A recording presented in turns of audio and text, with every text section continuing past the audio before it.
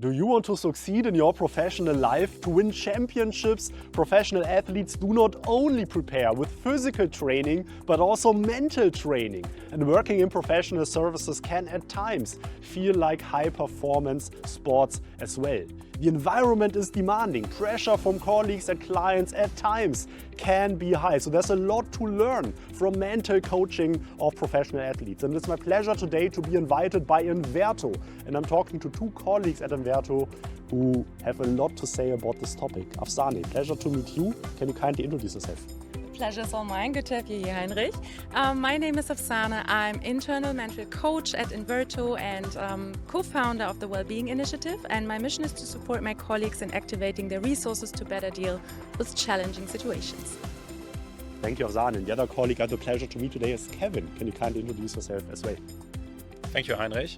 My name is Kevin. I'm principal at Inverto, supporting energy clients in their energy transformation, but I'm also sponsor and founder of Inverto Wellbeing.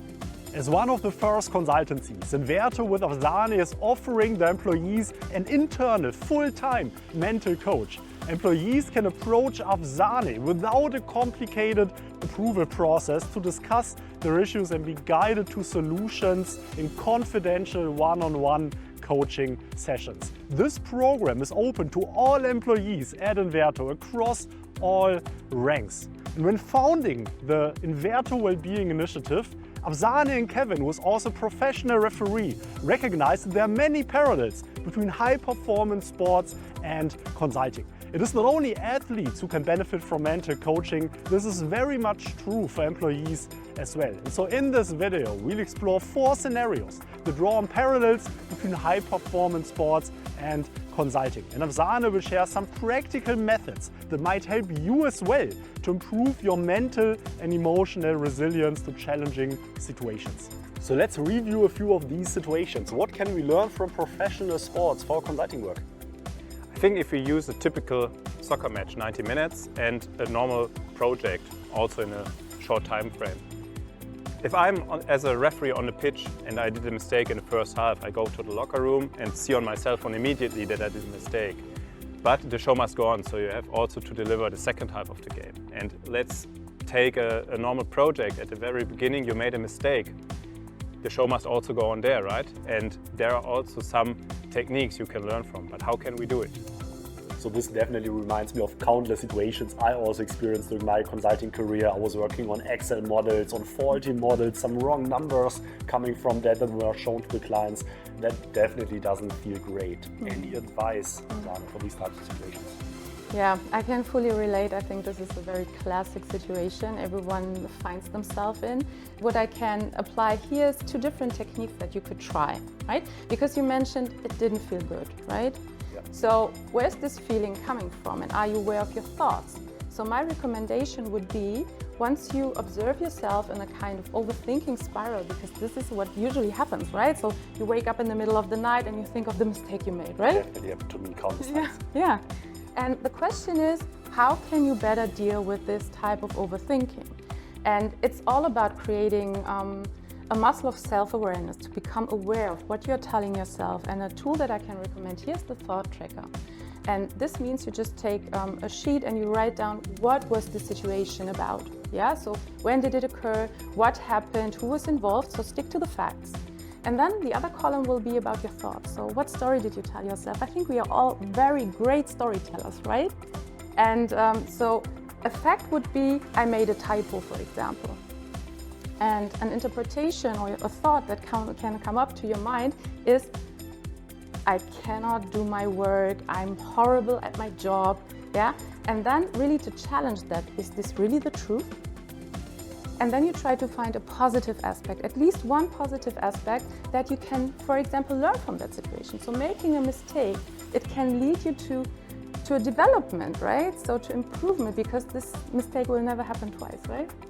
It makes a lot of sense, and I'm a victim of this as well. In the middle of the night, you wake up, you think about, oh, I did all these mistakes. What does this say about me? Am I not able to do the job? What does this really mean? But then you realize, I just made a typo, right? I made a typo. It's not great. You shouldn't, of course, not do it. But it's not that, this shows that I'm incompetent to do the job. And I think that's very important to keep in mind. And what can you learn from that situation? I think that's always the important question. What is the gift that lies behind that situation? And I think a fun fact here is, did you know that only 3% of our thoughts are positive? Wow, this is very little. This is little, right? The good thing is that the rest is not negative, but it's 24%. So you can see a very, very clear imbalance that needs to be balanced a little bit more. And you can train that, but it really needs time, persistence, and also patience, because we always want to get to the goal as quick as possible, but this really needs training.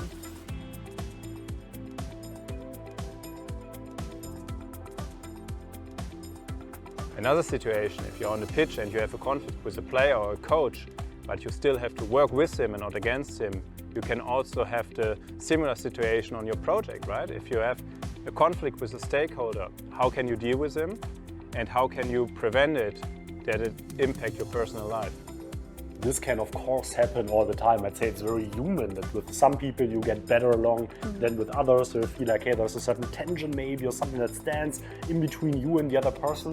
What to do in these situations? Yeah, I think, again, everyone can relate, right? So we are human beings and we have a sense and a basic need for belonging. And once we feel someone does not like us, we feel rejected, right? And I think it's important to understand that most of the time in those situations, our feelings are based on assumptions and, again, negative thoughts. So challenging the thoughts is crucial here, because then you can also train yourself to find other perspectives that could explain the behavior of someone else. And also, I think it's important to detach yourself from the behavior of others. So asking yourself, do I really want to make my self-worth dependent on other people? So once you have created the awareness, this can really help you to better understand your motivation and what inner driver maybe lie behind it. So are you a people pleaser maybe? That could be something that could be explored during coaching sessions. So that's also very interesting to understand. And I often also then realize that, maybe the person was going through a tough time, maybe the person had other things going on in his or her personal life. So it's often not necessarily even about you, right? It's not that you did something wrong, but it's just other things being there. And of course, often you cannot directly influence these types of factors. Exactly. Focus on what you can control and what you can influence,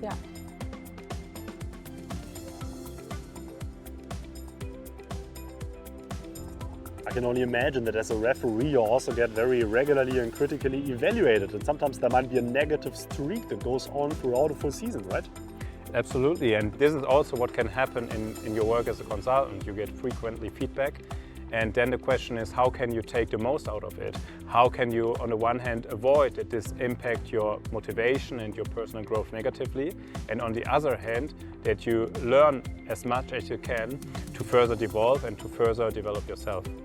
So based on my humble experience, there are only very few consultants who throughout their complete career have never experienced a situation where they received feedback with also very significant development areas. And also based on my own experience, I know that this can be quite tough, right? What advice can you share? Yeah, so the first thing that you can do is to focus on your strength and not to forget about your strength. So just imagine you are in a high-performance environment. That means you already have high expectations towards yourself, right?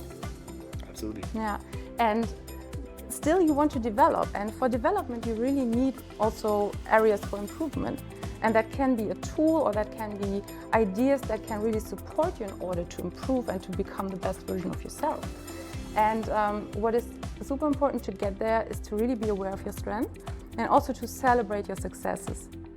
I think this is really a big one, this focus on the strength, right? So of course it's so totally fair to think about how can I improve in areas where I'm not that good at yet.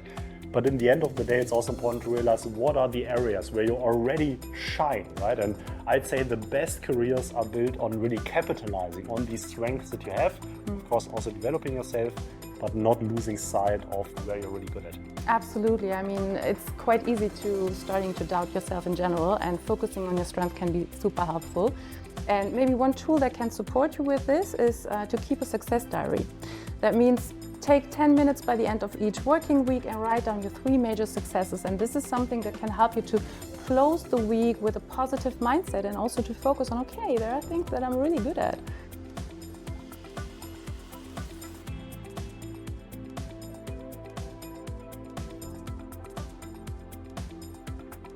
And sometimes the big games are coming up or the important presentations, so you spend so much time, energy and focus on it, and you are excited to finally present it to your client. But on the other hand, also the negative emotions are coming up. You are afraid to make a mistake and there is some stage fright.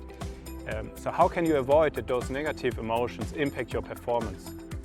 I still remember the first time I was asked to present a document in front of board members of a large German multinational company that I trust everyone here in the audience has heard about.